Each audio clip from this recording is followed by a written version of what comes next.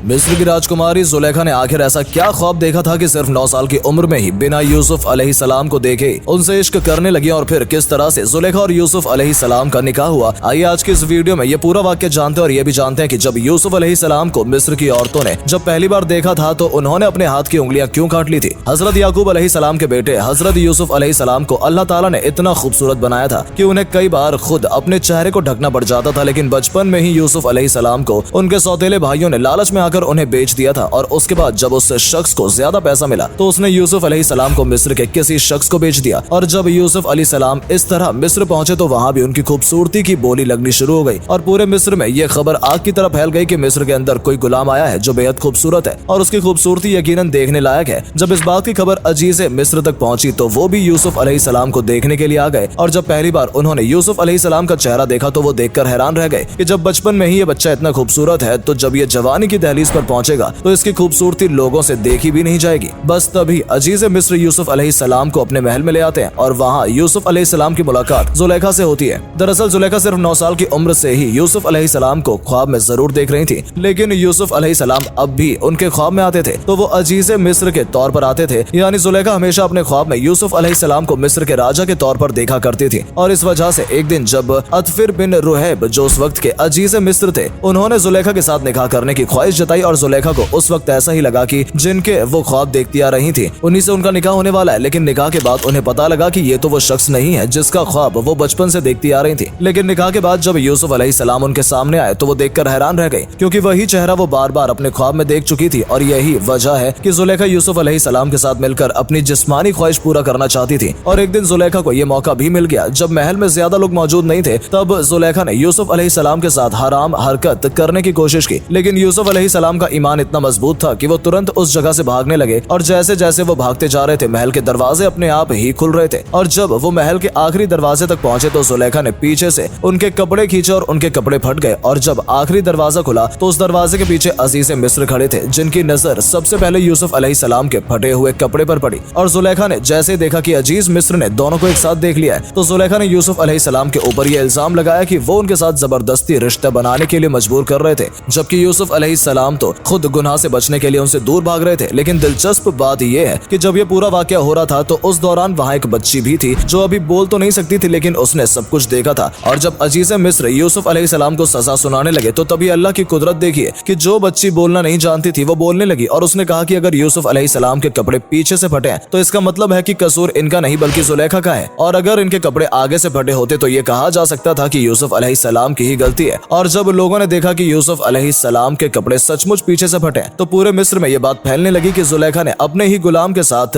नाजायज रिश्ते बनाने की कोशिश की है, जिसकी वजह से जुलेखा ने मिस्र की सभी औरतों को अपने महल में दावत के लिए बुलाया ताकि सभी औरतें ये समझ सकें कि यूसुफ अलैहिस्सलाम के चेहरे का नूर ही ऐसा है कि कोई उनसे दूर नहीं जा पाता। और जब महल में उन औरतों के सामने यूसुफ अलैहिस्सलाम आए तो वो औरतें जो अपने हाथ से फल काट रही थीं वो यूसुफ अलैहिस्सलाम को देखते ही हैरान रह गईं और उनका ध्यान इस कदर भटका कि फल के साथ साथ उनके हाथों की उंगलियां तक कट गईं, जिसके बाद सभी इस बात को मान गईं कि यूसुफ अलैहिस्सलाम यकीनन बहुत खूबसूरत है। लेकिन जुलेखा अभी भी चाहती थी कि जो इल्जाम उनके ऊपर लग चुका है किसी तरह उसको मिटाया जाए ताकि मिस्र में उनकी और बदनामी ना हो, जिसके चलते जुलेखा ने अजीज़े मिस्र से ये गुजारिश की कि यूसुफ अलैहिस्सलाम को कैद में डाल दिया जाए ताकि पूरे मिस्र में जो बातें मेरे खिलाफ कही जा रही हैं वो लोग ऐसा ना करें। और बहुत सोचने के बाद अजीज़े मिस्र ने जुलेखा की बात मान ली और यूसुफ अलैहिस्सलाम को बिना किसी गुनाह के कैद में डाल दिया। और यूसुफ अलैहिस्सलाम ने पूरे 7 साल कैद में गुजारे और फिर अल्लाह का करिश्मा देखिए कि एक रात अजीज़े मिस्र को एक ख्वाब आता है जिनके अगले दिन वो यूसुफ अलैहिस्सलाम को कैद से रिहा तो करते ही हैं बल्कि खुद यूसुफ अलैहिस्सलाम को ही अजीज़े मिस्र बना देते हैं। इसके बाद यूसुफ अलैहिस्सलाम जो मिस्र के गुलाम बनकर आए थे वो अजीज़े मिस्र बन जाते हैं और ऐसे ही कई साल गुजर जाते हैं। वहीं दूसरी तरफ जुलेखा जिसे अपनी खूबसूरती पर बहुत गुमान था वो बूढ़ी होने लगती है और यूसुफ अलैहिस्सलाम अपनी जवानी के उरूज पर पहुंच जाते हैं और उस दौरान उनकी मुलाकात एक बार फिर जुलेखा से होती है। हालांकि यूसुफ अलैहिस्सलाम जुलेखा को इस हालत में देखकर पहचान नहीं पाते और जुलेखा उन्हें बताती है कि मेरा नाम ही जुलेखा है, तब तुम महल में पहली बार आए थे तो मैं ही तुम्हारा ध्यान रखती थी, अपने हाथों से तुम्हें खाना खिलाया करती थी। उसके बाद यूसुफ अलैहिस्सलाम भी जुलेखा को पहचान लेते हैं, जिसके बाद अल्लाह ताला की तरफ से यह हुक्म दिया जाता है कि यूसुफ अलैहिस्सलाम का निकाह जुलेखा के साथ किया जाएगा। और जब इस बात की खबर जुलेखा को लगती है कि उनका निकाह यूसुफ अलैहिस्सलाम से होने वाला है तो उन्हें इस बात का यकीन ही नहीं होता और वो कहती है कि यूसुफ अलैहिस्सलाम जिसने मुझे जवानी में मेरी तरफ आंख उठाकर नहीं देखा, आखिर वो मेरे बुढ़ापे में मुझसे निकाह क्यों करना चाहते हैं। लेकिन यूसुफ अलैहिस्सलाम अल्लाह ताला के दिए हुए हुक्म को टाल नहीं सकते थे और उनका निकाह जुलेखा के साथ हो जाता है। दिलचस्प बात बात यह है कि जब यूसुफ अलैहिस्सलाम निकाह के बाद अल्लाह से दुआ मांगते हैं तो अल्लाह जुलेखा को उनकी जवानी और उनकी खूबसूरती वापस लौटा देते हैं और जुलेखा बिल्कुल वैसी ही दिखने लगती है जैसी पहली बार यूसुफ अलैहिस्सलाम ने उन्हें देखा था। लेकिन जुलेखा को इस बार अपनी खूबसूरती पर घमंड बिल्कुल नहीं था, क्योंकि वो ये बात अच्छे से समझ चुकी थी कि खूबसूरती और हसीन जिंदगी देने वाले सिर्फ अल्लाह ताला है। और इस तरह जुलेखा भी ईमान ले आती है और यूसुफ अलैहिस्सलाम और जुलेखा के माशाल्लाह 2 बच्चे भी वजूद में आते हैं। तो दोस्तों, ये था यूसुफ अलैहिस्सलाम से जुड़ा एक ऐसा वाकया जो इस बात को बहुत अच्छे से बताता है कि अल्लाह ताला ने यूसुफ अलैहिस्सलाम के चेहरे पर ऐसा नूर दिया था